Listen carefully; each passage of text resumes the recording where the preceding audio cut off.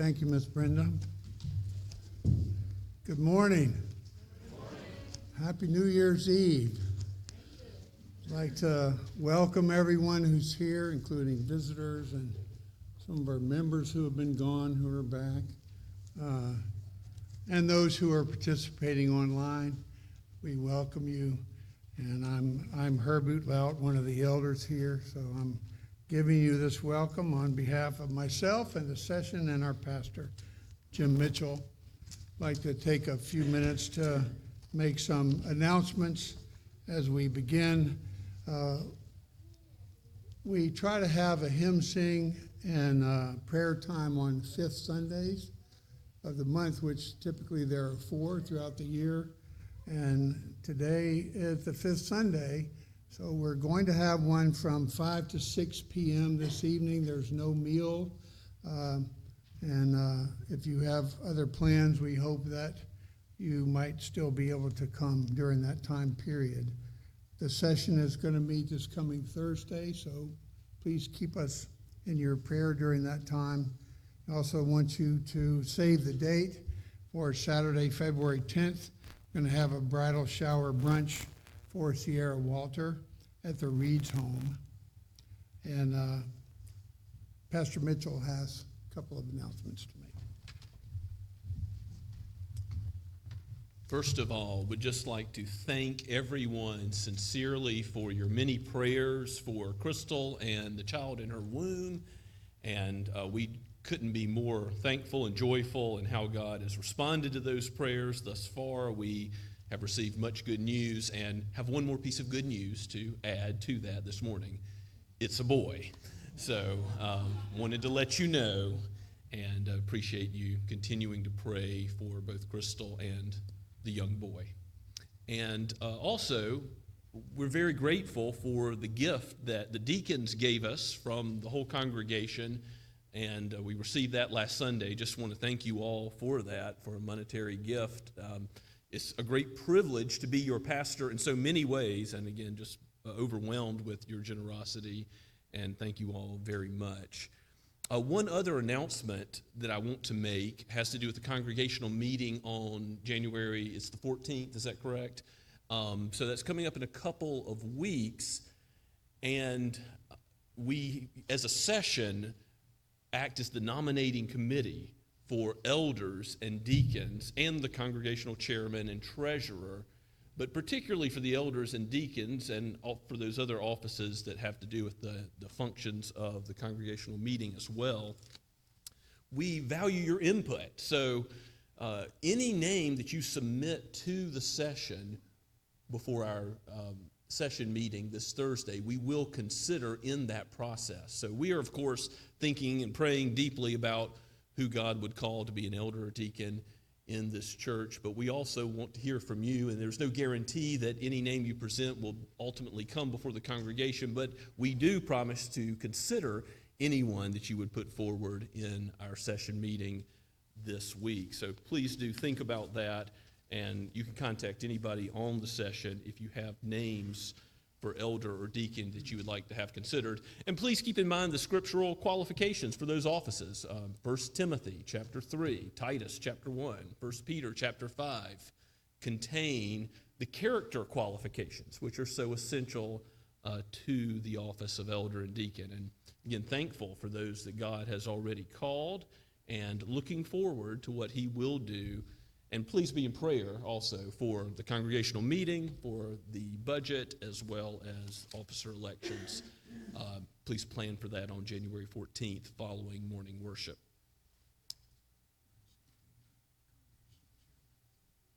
That's right. The office of congregational chairman is open. So that's a once-a-year role to lead the congregational meeting. So we would definitely value input for that as well.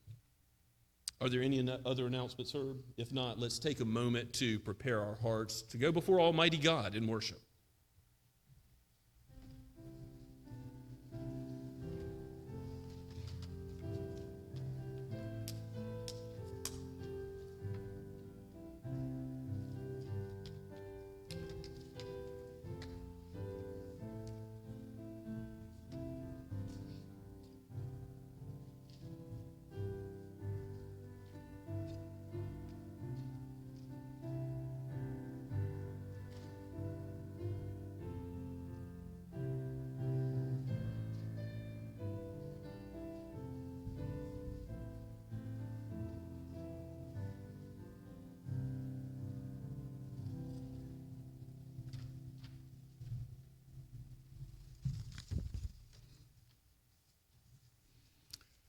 Our call to worship this morning is taken from Psalm 98 and verses 1 through 3. O sing to the Lord a new song, for he has done marvelous things. His right hand and his holy arm have worked salvation for him. The Lord has made known his salvation. He has revealed his righteousness in the sight of the nations. He has remembered his steadfast love and faithfulness to the house of Israel. All the ends of the earth have seen the salvation of our God. Praise be to our God. Let's stand and sing together hymn number 94, How Firm a Foundation.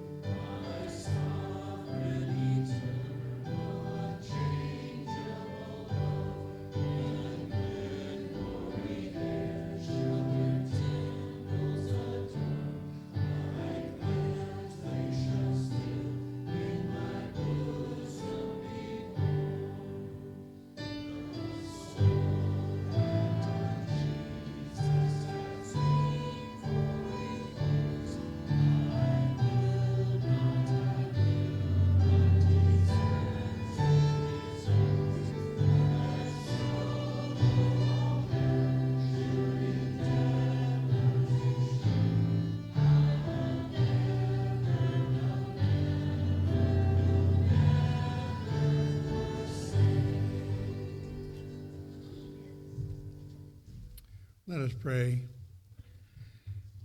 God, our Heavenly Father, we come together at your command to worship you, to give you the worship that you are due as our Creator and our Redeemer. Lord Jesus, we ask that your name would be held up today in honor and glory. Holy Spirit, we pray that you would be among us. Fill our pastor as he preaches your word to us.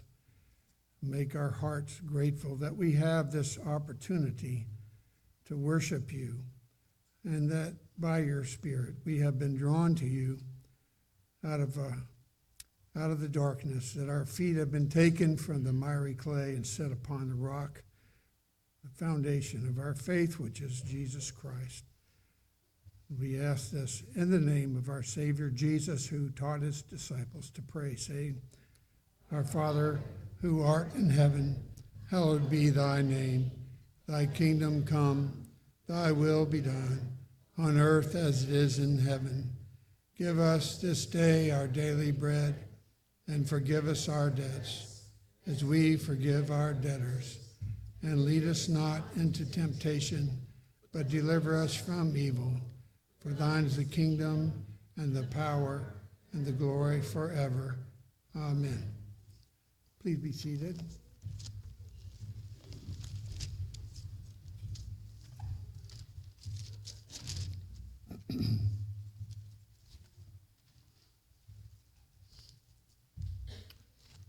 Scripture tells us that we've been given the law to bring us to Christ.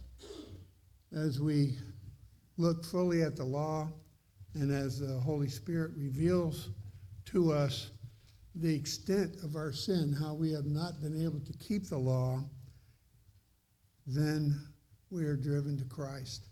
And so we read the Ten Commandments from Exodus 20, verses 1 through 17, as our confession of sin.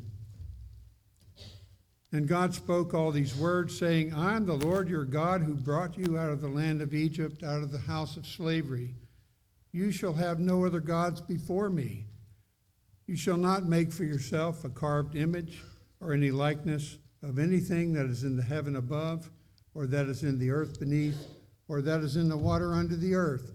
You shall not bow down to them or serve them, for I, the Lord your God, am a jealous God, visiting the iniquity of the fathers on the children to the third and fourth generation of those who hate me, but showing steadfast love to thousands of those who love me and keep my commandments. You shall not take the name of the Lord your God in vain, for the Lord will not hold him guiltless who takes his name in vain. Remember the Sabbath day to keep it holy. 6 days you shall labor and do all your work, but the seventh day is a Sabbath to the Lord your God. On it you shall not do any work, you or your son or your daughter, your male servant or your female servant, or your livestock, or the sojourner who is within your gates. For in 6 days the Lord made heaven and earth, the sea and all that is in them, and rested the seventh day. Therefore the Lord blessed the Sabbath day and made it holy. Honor your father and your mother, that your days may be long in the land that the Lord your God is giving you. You shall not murder. You shall not commit adultery. You shall not steal. You shall not bear false witness against your neighbor. You shall not covet your neighbor's house. You shall not covet your neighbor's wife, or his male servant, or his female servant, or his ox, or his donkey, or anything that is your neighbor's.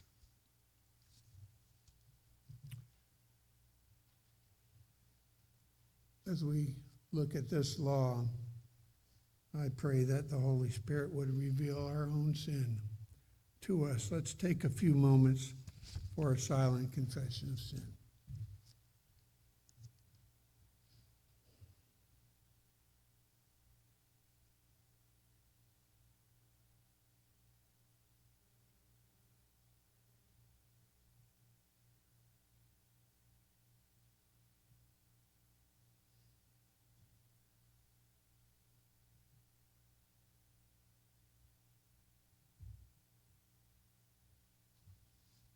In Jesus' name we pray. Amen.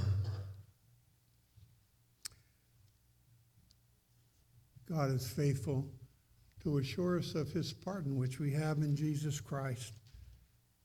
And our assurance of pardon today is taken from Titus 3, verses 4 through 6. When the goodness and loving kindness of God our Savior appeared, he saved us, not because of works done by us in righteousness, but according to his own mercy, by the washing of regeneration and renewal of the Holy Spirit, whom he poured out on us richly through Jesus Christ our Savior, so that being justified by his grace, we might become heirs according to the hope of eternal life. Thanks be to God. Let's stand and make our confession of faith from the Apostles' Creed, as in your bulletin.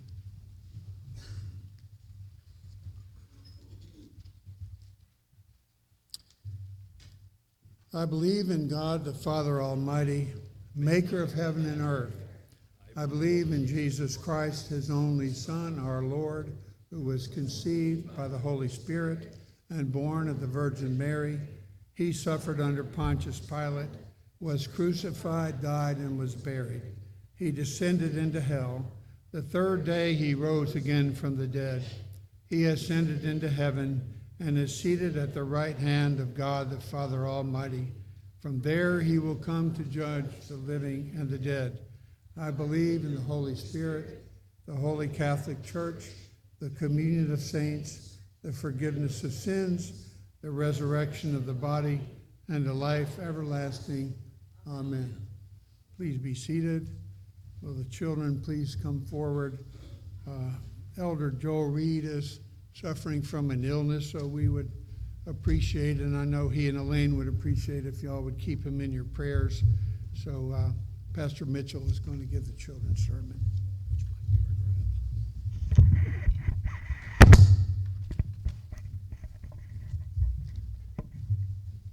Good morning. Good morning. Have any of y'all ever run ahead of your parents, maybe in a shopping mall, in a parking lot, at a playground, hiking up a mountain? You just run on ahead. What might they say to you if you do that? Stop, don't get out of my sight, come back. Well, in today's scripture, we're going to hear John say, don't go on ahead, don't run on ahead. He says, everyone who goes on ahead and does not abide in the teaching of Christ does not have God. But whoever abides in the teaching has both the Father and the Son. So what is John saying? Where should we abide? In the teaching of Christ, which is found in the Bible, from Genesis to Revelation. And right at the end of the Bible, Jesus says, don't take away or add to this word. Don't think you need some special knowledge, something that you need to move past the Bible and get. Run on ahead and get some new knowledge of who God is. Because who has God revealed himself to be in the Bible? Father, Son, and Holy Spirit. And how do you get to know God? How do you become in fellowship with God? Through who? The one who's born, a human being, but also God. Jesus, through Jesus. Let's give God thanks for that fellowship we have with him through Jesus. Let's pray together. Lord, we thank you for each one of these little ones. We pray that you would guide and direct their steps, all of their days, that they would abide in the fellowship that comes through he who is the way, the truth, and the life, even our Lord Jesus. In his name we pray. Amen.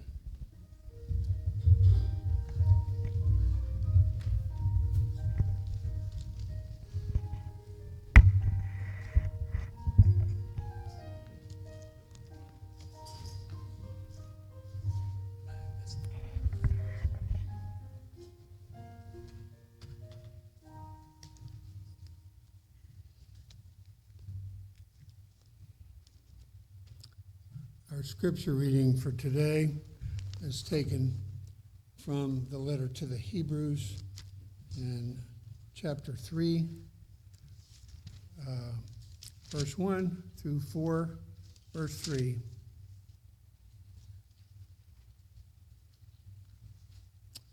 In the adult Sunday school class today, one of the topics that we looked at was the transfiguration.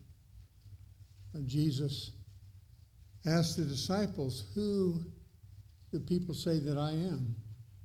And they said, Elijah, John the Baptist, or another prophet. Herod thought that he might be John the Baptist raised from the dead. But in the transfiguration, as Moses and Elijah appeared, it was obvious that the glory belonged to Jesus Christ. And he's the one that the Shekinah glory surrounded, and God said, this is my son, listen to him. This passage shows where Jesus is greater than Moses. Hebrews 3. Therefore, holy brothers, you who share in a heavenly calling, consider Jesus, the apostle and high priest of our confession, who is faithful to him who appointed him, just as Moses also was faithful in all God's house. For Jesus has been counted worthy of more glory than Moses, as much more glory as the builder of a house has more honor than the house itself. For every house is built by someone, but the builder of all things is God. Now Moses was faithful in all God's house as a servant to testify to the things that were to be spoken later.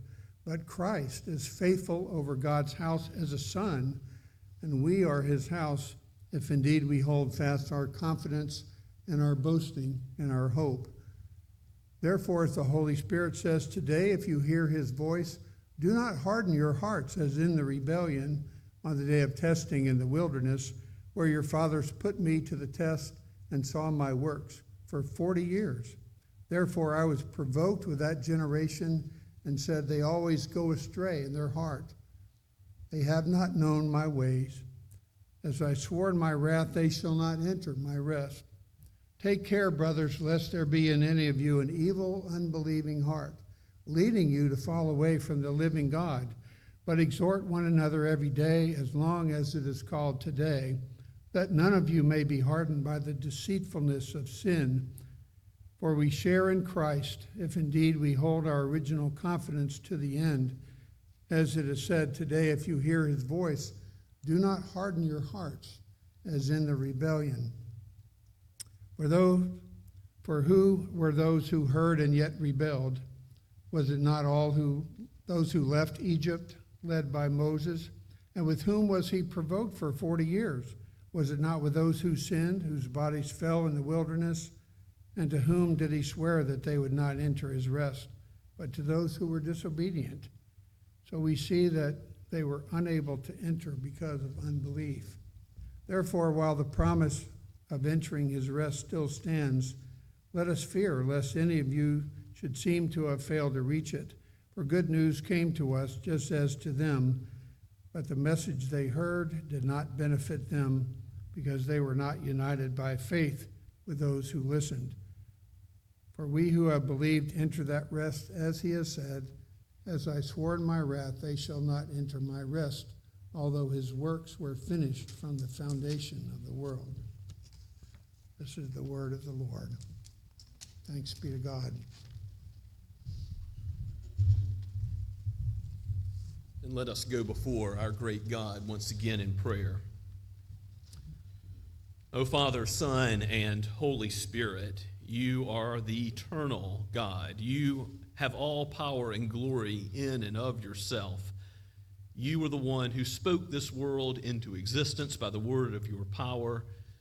You said, let there be light, and there was light. And in your gracious provision, when man fell, you provided a Savior, one to cover the sin, one to give redemption, the one born of woman, the one who is David's offspring, the one who is Christ himself. We thank you that we have a mediator between God and man, the Lord Jesus Christ. We know that we cannot approach your throne in our own goodness, but we come in his merit, in his righteousness.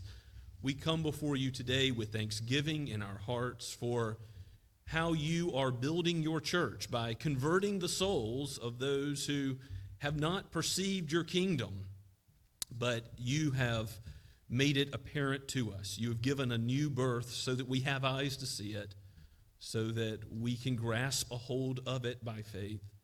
May we walk according to it as you sanctify us in the truth. Even today, use your word to convict us of sin where appropriate, to encourage us in our walks where appropriate. Let us be driven by our love for you as you have first loved us. Lord, we know that any love we have for you and our neighbor is because of your sovereign acting in eternity past, your electing love.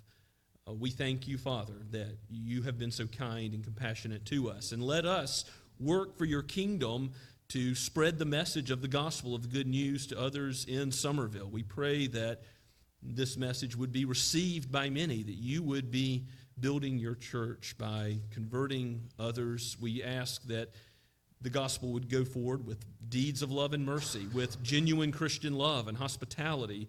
Lord, open doors, give us opportunities to show that sort of oneness with one another and welcoming generosity towards others that comes out of a heart that is changed by you. Lord, give us wisdom to number our days, for we know that we are here only for a little while and soon eternity. You've given us a soul that will never die. So let us labor now, for the days are few. We know that soon and very soon the Lord Jesus will come again in power and glory, just as we have confessed, and he will come as a judge. We long, Lord, for your kingdom to come more and more now, and for you to bring in all those who are your sheep. We know the angels rejoice at everyone who comes to know the Lord Jesus Christ. And we delight to be used in some way as your servants to do your will. Lord, give us that heavenly perspective, that we would place our treasure there, that we would labor for you and not for earthly things that are passing away. Give us more and more eyes that are fixed on Christ as the author and finisher of our faith, and not drawing towards those things which are passing away. We thank you that you've made us citizens of a heavenly kingdom that will never be destroyed. We know earthly kingdoms come and go, but your kingdom is forever. We do pray for earthly authorities and powers. We pray for our own local leaders and state leaders and the President and Congress and the Supreme Court. We know that all of these are in your hand. You direct the king and his heart like a watercourse wherever you wish, O Lord. Lord, restrain evil. Do good through those who are in such positions. We pray for your church, that we would see reformation and revival in our own day, that we would see that more and more in 2024. We pray for our sister church in Shem Creek. Bless our efforts to do more activity with them as co-heirs, as brothers and sisters in the Lord. And Lord, open doors where we may partner with more and more evangelical and Reformed Bible-believing churches. We thank you, Father, for those other denominations, the PCA, the OPC, the RPCNA, and others that preach and uphold the truth and herald Christ. We thank you for others in our own community who may differ with us on some points, but we are fellow kingdom heirs together because of the honoring of Christ and his word. May his word go out with power and glory today and accomplish all of your purposes, O Lord. We pray that not only for ourselves, but for all those churches in which Christ is preached. And we thank you for so many in this area and the Tri-County region that do preach the truth. We give you praise for that. We praise you, Father, for those who are seeking to raise children, the nurture and admonition of you. Give them wisdom and guide their steps. We pray for those who are considering adoption or being foster parents. Lord, we pray for those who have given their time and effort to consider being short-term missionaries, even from our own congregation. We pray that you would raise up some who would become long-term missionaries. And we pray that you would use the Appalachian mission trip next summer to that end. We thank you for all those who have gone and all those involved with World Witness who are now laboring abroad. We pray that you would reopen the field in Mexico, that we would see that become fruitful again, that the field in Turkey would increase again. We thank you for the new works that are going on in Spain to refugees and also to locals. We pray for the Whitties in Toledo. We give you thanks, Lord, for the Van Dalens and how you have moved them to Lithuania and sovereignly guided their labors there. Continue to bear fruit through that. We pray for Scott and Victoria Andes in Colombia as they minister to international students. Lord, we pray that you would bless these efforts also. We pray for Sierra Walter and her engagement. We thank you, Father, that you have drawn her to Gavin, and we pray for the days ahead for their marriage to glorify you in every way. And Father, we pray for those who are considering seminary in our midst, who are considering a call to the pastorate or to counseling or to being a chaplain. We I thank you for the ministry of Jeremy Canaan as a chaplain here locally, and we pray that you would bless and guide him in his daily ministry, many times with significant issues, Lord. We pray for those in our own midst who have undergone trauma, who have anxious thoughts. We know that you are the God of heaven and earth, and you know everything that is in our hearts. You know a word before it is on our tongue. We cast our cares before you, knowing that you care for us, oh God. Be our comfort in the gospel, that we might comfort others. Bless those, Lord, now who struggle. Be the one who brings them peace with a yoke that is easy, with a burden that is light. Even as we are your bondservants, we serve you. Help us to see how good of a king, how faithful of a master you are. We praise you and we thank you for how you abide with your church, how you fellowship with us, and how we have fellowship with one another through what Christ has done. We thank you for the Holy Spirit, that we have a helper, that we have one who helps us to pray when we don't know what to say. Lord, abide with us by your Spirit now, as we have asked. Use your word mightily in us. Do not allow us to leave as we have entered, but change us and make us more like Christ. For we pray all these things in his holy name. Amen. As we continue to worship the Lord, let us do so by singing Blue Book number 40, Our God Will Go Before Us. Let's stand as we sing.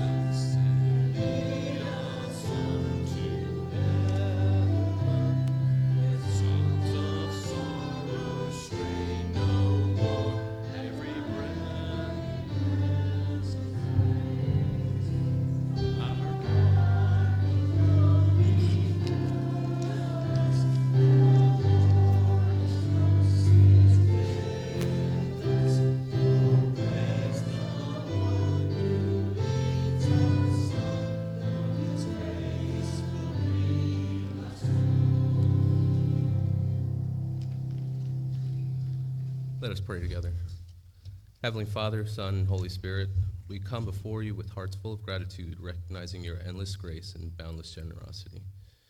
You are the provider of all good things, and in you we find our sustenance and strength. And as we gather in your presence, we give thanks for the tithes and offerings brought forth. We acknowledge that these gifts are but a small portion of the abundant blessings that you've poured into our lives. Each and every one of these contributions represents a sacrifice of love, a token of faith, and a commitment to your kingdom. Lord, we pray that these tithes and offerings will be used wisely and effectively to your service. May they be a tool for spreading your love and compassion, for reaching the needy, supporting the work of your church, and for advancing your kingdom. We thank you for the hearts of generosity and obedience within our midst. May we continue to give not just from our abundance, but also from our scarcity, knowing that our every gift is precious in your sight. And we pray all these things in Jesus' name. Amen.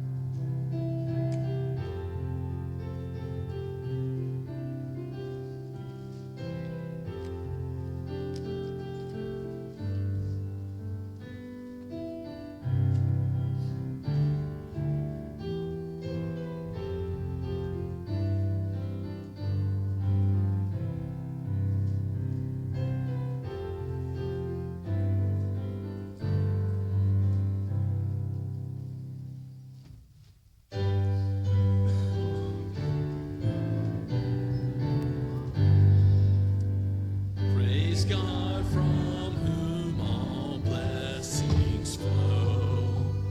Praise him, all creatures here below. Praise him above, ye heavenly host. Praise Father, Son, and Holy Ghost.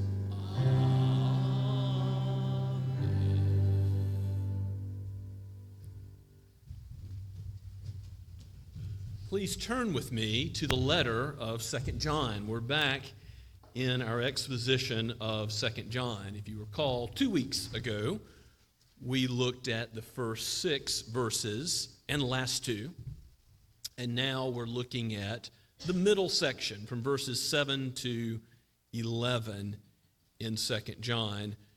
This one chapter book, the short book, is similar in many ways to 1 John. It's not explicitly stated that it is John, the apostle, who has written it, but it's clear that it is John based on the style, the type of language, the subject matter that reflects the same concerns as 1 John. And it looks like he's calling the church an elect lady, using that feminine language to speak from one local church to another, perhaps in Asia Minor, as John warns about deceivers, antichrist deceivers, something that we saw in 1 John that is going to come up again in today's passage. And I titled the sermon this week, Watch Yourselves, because John wants you to watch out from being deceived by false teachers. But I could have also titled it, Watch Out for Others. Watch out for those who are not in the fellowship of the Lord Jesus Christ, but are trying to undermine his work. We'll see how John issues this warning as we go to the Word. He's talked about the commandment to love one another in the end of verse 6, and on the heels of that, we begin in verse 7. This is the word, not of man, but of God. Yes, penned by the Apostle John, but breathed out by the Holy Spirit for the church in all ages, for all who are gathered here today. Hear the word of the Lord. For many deceivers have gone out into the world, those who do not confess the coming of Jesus Christ in the flesh. Such a one is the deceiver and the Antichrist. Watch yourselves so that you may not lose what we have worked for, but may win a full reward. Everyone who goes on ahead and does not abide in the teaching of Christ does not have God. Whoever abides in the teaching has both the Father and the Son. If anyone comes to you and does not bring this teaching, do not receive him into your house or give him any greeting, for whoever greets him takes part in his wicked works. Let's ask for God's help. O Holy Spirit, use your word now mightily. May you aid me as I preach it. May you aid our understanding as we hear. Do not allow us to be hearers only, but doers also. May we love you with hearts of obedience that respond according to your word. We pray this in Jesus' name. He who is the Word made flesh. Amen. Antichrists, plural, have come into the world. We saw that in 1 John. We see it again here. Who was the first to warn of antichrist, false prophets? It was Jesus himself. You can see that in the Gospels, one such place in Mark 13, verses 22 and 23. When Jesus is giving the Olivet Discourse in all of the synoptic Gospels, he warns against false Christ that would come and say, here's the Christ, there he is. Jesus says, don't believe them. And John is warning about antichrist deceivers who are teaching that you need something more in addition to God's revealed word, in addition to the gospel that John and the other apostles have preached, in addition to the truth.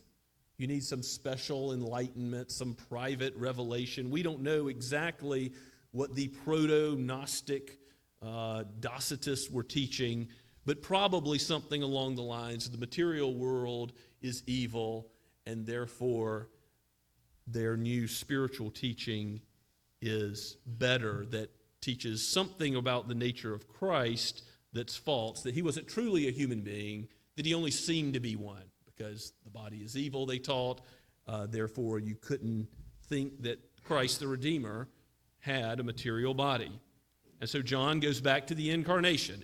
If you go back to 1 John, just a few pages back, how does he open the letter of 1 John? He says, this is that which was from the beginning, which we have heard, which we have seen with our eyes, which we have looked upon and touched with our hands, concerning the word of life. That's Jesus, echoing John 1 and the Gospel of John. The life was made manifest, and we have seen it, and testify to it, and proclaim to you the eternal life, which was with the Father and made manifest to us. That which we have seen and heard, we also proclaim to you, so that you too may have fellowship with us. Indeed, our fellowship is with the Father and with his Son, Jesus Christ.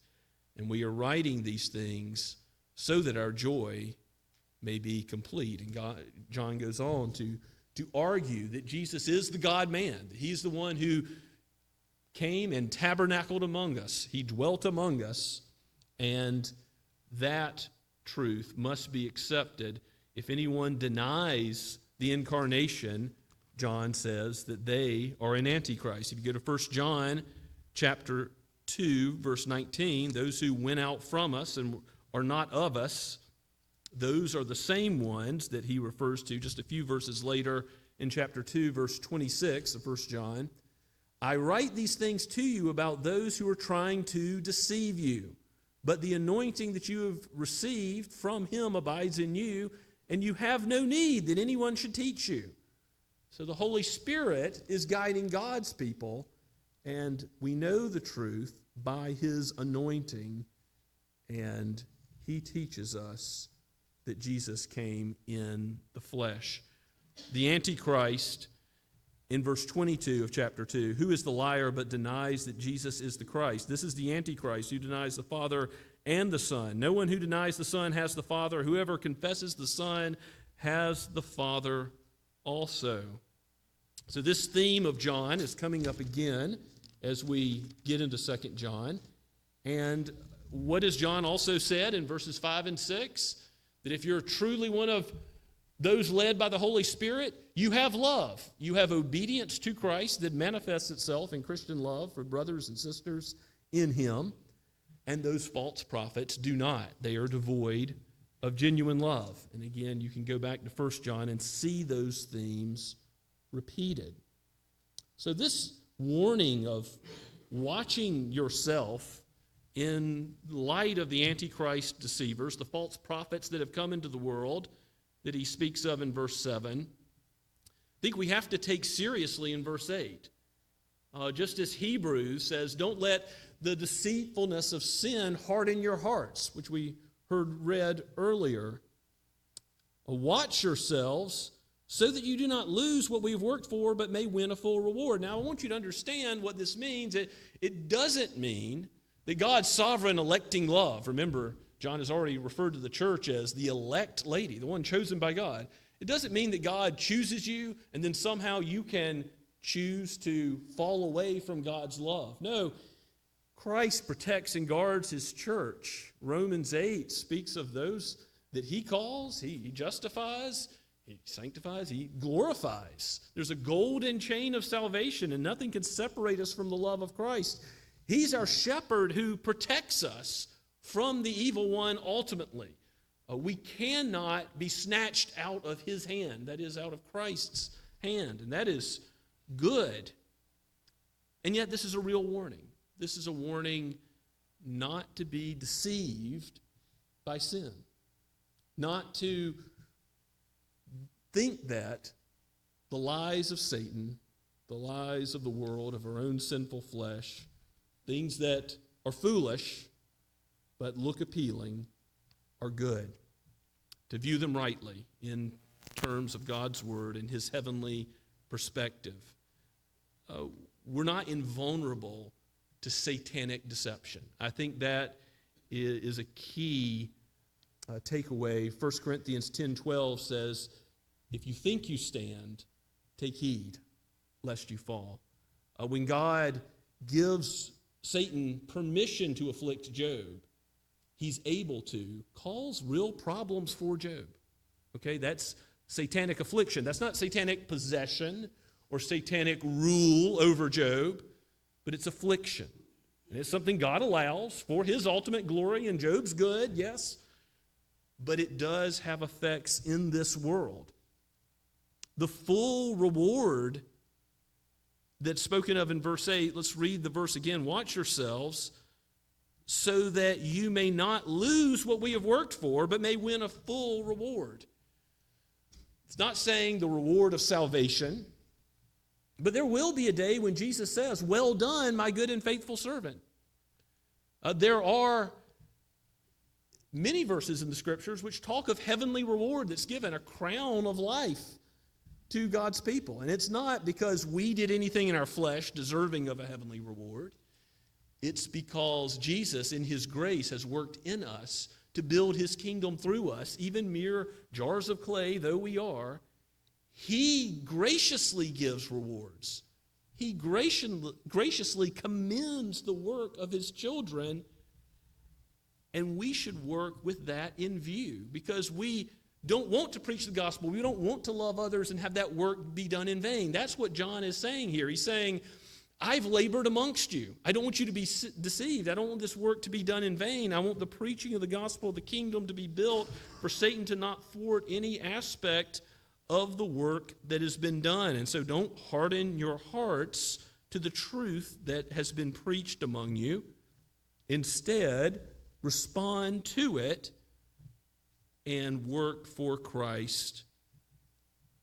May your love for him, though he first loved you sovereignly, may your love for him drive your choices to be like Moses and not value the here and now, but value the kingdom which is to come. To store up your treasure in heaven instead of on earth where moth and rust destroy. The full reward of our Savior saying, well done, my good and faithful servant. Is that not what you look forward to, believer? To do as much as you can for his kingdom. To let nothing that he calls you to be done in vain. Do not go on ahead. Do not run on ahead, as I taught the children in verse 9. That would be a serious deception to say, we don't just need what was once for all delivered to the saints, Jude verse 3.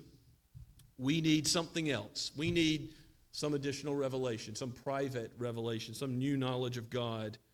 No. We have the revelation of God, and it speaks of Christ, the one that John has seen and known and handled, and the one that is the incarnate Son of God that can redeem, the one mediator between God and man, the one who's the way, the truth, and the life.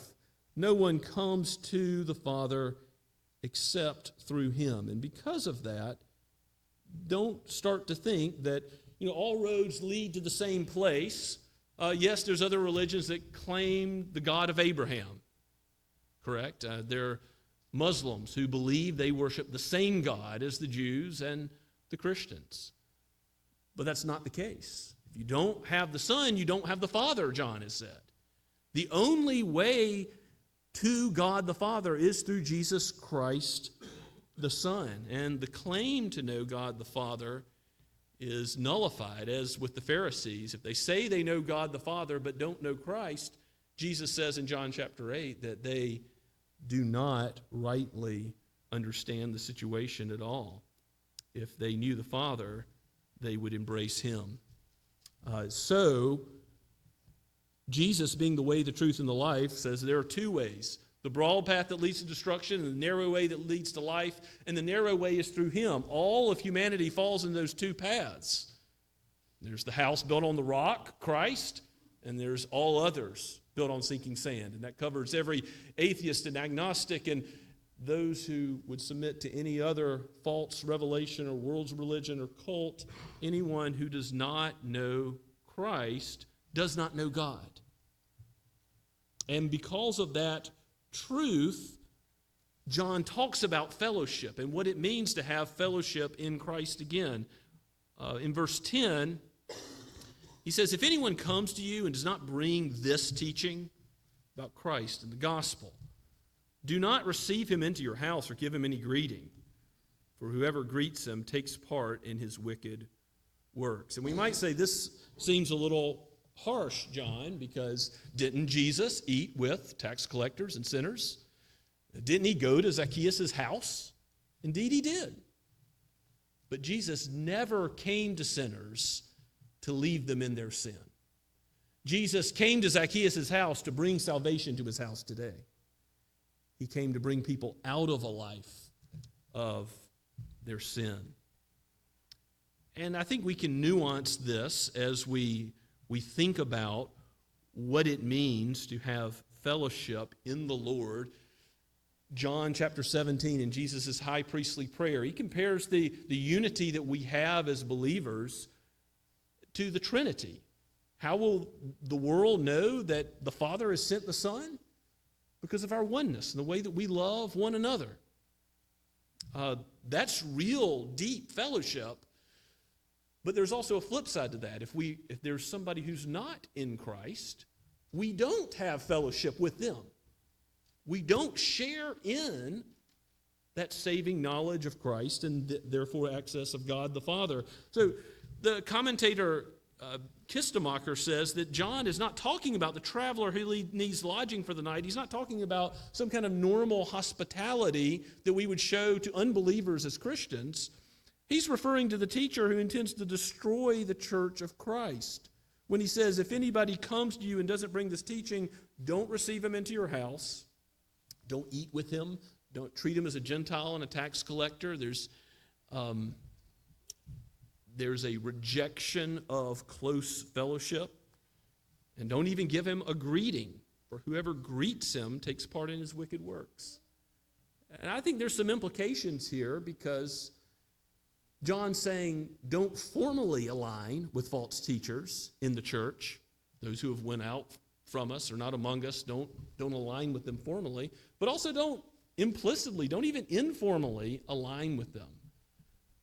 There's implications for when we do joint worship. I hope we do joint worship with other churches, with other ARP churches, with other Bible-believing churches, other evangelical churches with whom we may not agree on all the details. We still know we're in the same kingdom. We're on the same page. We're worshiping the same Lord Christ, one mediator between God and man, the same incarnate Son of God gives us access to the Father. and we have fellowship. But we can't join with denominations, cults, other religions.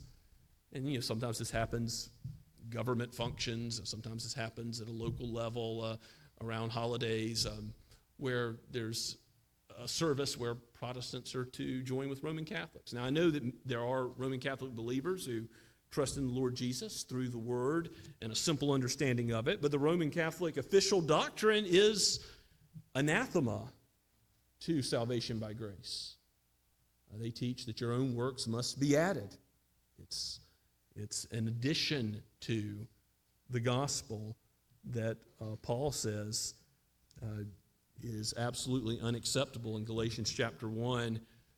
Let anyone who brings another gospel be accursed, even if it's him, the Apostle Paul, or an angel from heaven. No one is to bring any other teaching that adds anything to the perfect, complete work of Christ. And so we can't join with those who officially stand for, as the false teachers did officially stand for, a false doctrine of salvation, false view of God, false view of Christ. John tells us we must understand Jesus as the God-man, as a really incarnate Son of God that he was, if we're to be in fellowship. And so I think that has implications for joint worship services, certainly with Jehovah's Witnesses or Mormons or other religions. We ought not lock arms with such. And also, this is where it gets trickier, no implicit approval of those who are bringing another teaching. Now, that doesn't mean that we can't be good neighbors and invite someone over for another cup of coffee and go to a Christmas party and live out the gospel and speak the gospel. But it does mean we have to be careful about who do people see as our close friends, as the ones with whom we're in such agreement that we're walking through life under the same worldview. And in John's day, the greeting certainly was giving that sort of approval. It's a sort of a greeting that would mean you agree with this person in the big things of life. Whoever greets him takes part in his wicked works. John wants us to know the power of fellowship in the Lord Jesus Christ, not to be deceived by Antichrist. Again, sin is deceptive. Don't think it's okay to partner with those who are teaching something false for some other good, because you can't do evil that good may come. It's not honoring or glorifying to God. But if you know the Lord Jesus Christ, if by faith in him you are connected with him, you are connected to brothers and sisters. That is a reality that ought to spur us on into love towards one another and towards the Lord. It ought to help us to watch ourselves, to be on guard against sin and its deceptiveness. When Paul talks about the whole armor of God in Ephesians chapter 6, he ends that section saying, you've got to be strong in the Lord in the strength of his might, put on the whole armor. And he goes through all the pieces of the armor. But then in verse 18, how does he sum up that whole armor of God section?